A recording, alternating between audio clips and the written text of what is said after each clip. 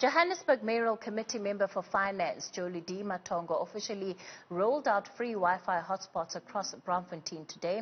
It forms part of plans to transform the municipality into a smart city and create economic opportunities. Well, the MMC joins me tonight. Good evening and thank you so much for your time. Now, the first rollout that we saw of a project like this, at least on a big scale for the city of Johannesburg, was in 2016. What happened to that initial phase, and I believe around 400 hotspots that had been designated? Well, it's quite unfortunate, Kathy, and the viewers at home, that it's been 4 years now that the people of Johannesburg have been deprived of free access to Wi-Fi since the advent of the Mashaba administration. It's quite very unfortunate, but today as the city, we have decided to relaunch the free Wi-Fi hotspots of our city to all the residents of Johannesburg. We have been able to cover 70% of the Braamfontein precinct to make sure that the students and workers and the residents who are residing in Braamfontein have got free access to our Wi-Fi.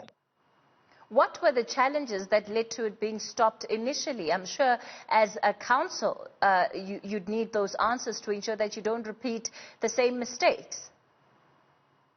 Well, simply put, the reasons were that Mr. Mashaba didn't think that the access to free Wi-Fi for our residents is part of the basic things that a municipality should be doing.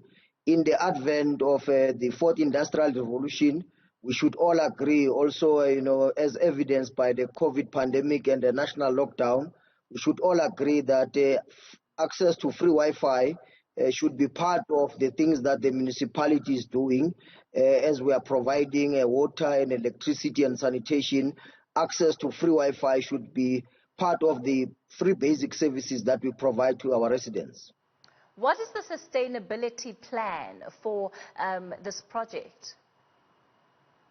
Well, we have put an amount of 40 million rand in the new financial year to roll out an additional 200 hotspots across the city.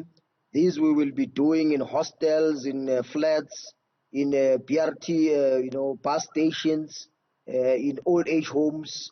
So the city will continuously, budget and provide for the access of our people for free Wi-Fi across the city.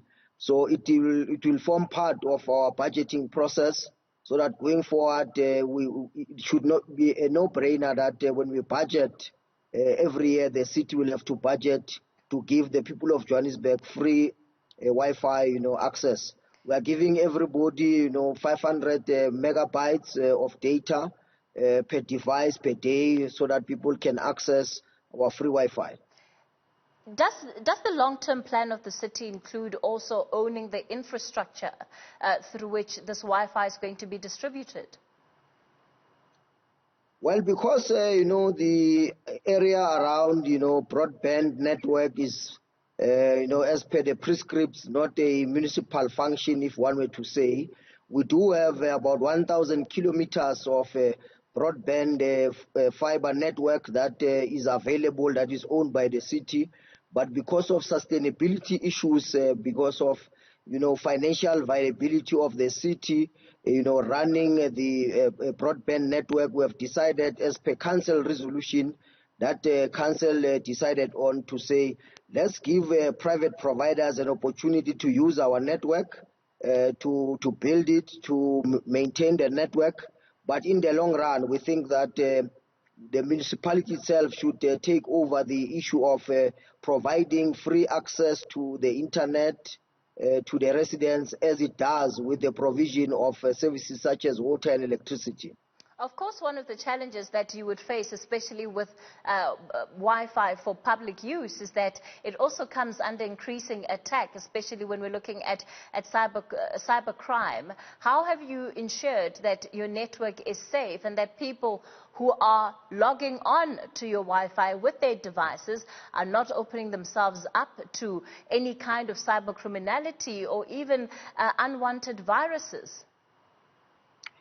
Well, before we opened up the network, we had to make sure that the safety and security of the network itself is guaranteed. We have to make sure that people accessing the free Wi-Fi do not have access to porn sites and other sites that are not developmental or which are not assisting in terms of socio-economic development of our community. So we've got a strong cyber security system built into the network to make sure that citizens are not vulnerable to any attacks in terms of the cyber security.